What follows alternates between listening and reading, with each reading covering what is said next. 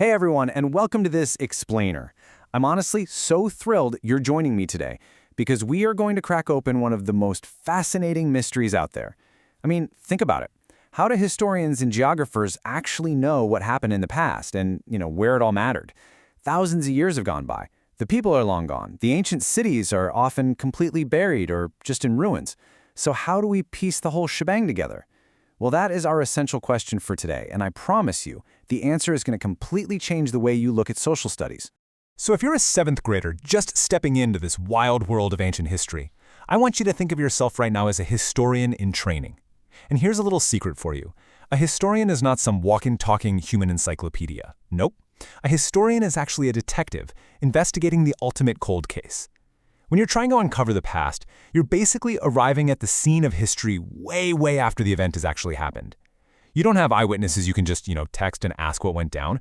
What you have are clues. You have tiny fragments, and you have to figure out what it all means. All right, Section 1. Think like a historian, investigating the past. Okay, so this whole thing, it requires a major mindset shift. Because historical thinking isn't about memorizing long, boring lists of names, dates, and places. Actually, scratch that. It's not about memorizing at all.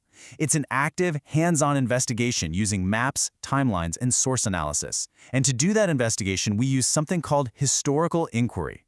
So what is that? Well, it's the process of investigating the past by asking focused questions and using primary and secondary sources as evidence to support your claims. Now pay attention to the very first part of that definition. Asking focused questions. You literally cannot find the right evidence if you don't ask the right questions to unlock it. Think of your question as your flashlight in the pitch-dark tomb of history. Moving right along to Section 2, not all questions are equal. We're going to bust the good question myth. So let's dive into this. There's this huge misconception out there that any question about the past automatically counts as a good historical question. Like, if it's about ancient times, it must be historical, right? Wrong. Absolutely not. A weak question will literally stop your research in its tracks before you even get started. For instance, what if you ask, did ancient Egyptians have cats? You go to a library, you look it up, and the answer is yes, and well, you're done. It's a total dead end. You can't write an entire paper or build a timeline based on just yes. But what if you flip it and ask, why were cats so important to ancient Egyptian society? Boom! Suddenly the door flies wide open. To answer that one, you have to dig into primary sources like tomb paintings or secondary sources that explain ancient religion and farming. An open-ended question like that actually leads you straight to the evidence. Which brings us to Section 3, Formula for Great Questions, Building Your Blueprint. Historians actually use a specific blueprint to construct these really effective questions, and it relies on 3 absolutely essential ingredients. First up, it must be open-ended. You want to be asking how or why something happened, totally avoiding those yes or no traps we just talked about. Second, it needs to be focused. It has to be specific enough to realistically investigate. A great question acts like a laser beam, right? Not a blurry wide-angle camera lens. And third, it must be evidence-based, meaning you can actually answer the thing using real historical tools, like geography maps, timelines, and primary sources from the actual era. Because let's face it, if there's no evidence available, you can't prove your claim at all. Let's look at this in action in Section 4. Ancient Egypt, worked example, the question upgrader. Okay, we're going to put a terrible question through our mental question upgrader to see exactly how this process works. Step 1 is our starting point. Say our starter question is, what was ancient Egypt like? Oof, that is way too blurry. You could write 1,000 books and still not fully answer it. So step 2, let's add a how or a why. We upgrade it to, how did the geography affect ancient Egypt? Okay, better. It's open-ended now, but it's still a bit too broad, don't you think? So let's hit step 3 and add that laser focus. How did the Nile River shape daily life and religion in ancient Egypt? Boom, hit the nail on the head. Just look at how adding that specific geographic detail transforms a super vague idea into a masterful inquiry. Now you know exactly what you are looking for. Now for Section 5, breaking down big questions, tackling the boss. So here's the thing. Even a really great upgraded question can still feel totally massive, kind of like a huge boss in a video game. And you don't just run up to a boss and mash buttons, right? You need a strategy.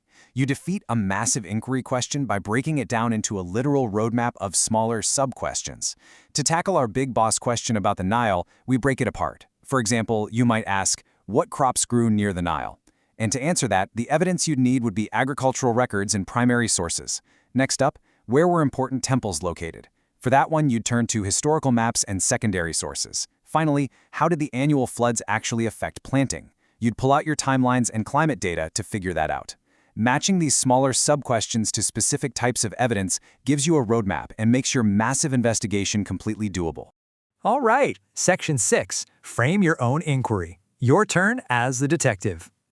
I am officially handing you the magnifying glass. It is time for you to take these social studies skills and apply them yourself. Here is your final challenge, your transfer task, to prove you've mastered this. First, I want you to pick a totally different ancient civilization topic. Maybe Mesopotamia, ancient India, or early China. Second, draft a really vague starter question. Just write down the most basic, blurry question you can possibly think of. Third, run it through the upgrader. Add a how or why, and give it some real laser focus.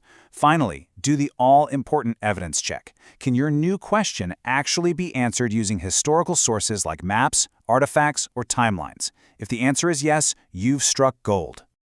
So, as we wrap up this explainer, I'm going to leave you with this one thought to kick off your own historical investigation. What focused, evidence-based question will you ask to uncover the secrets of an ancient civilization?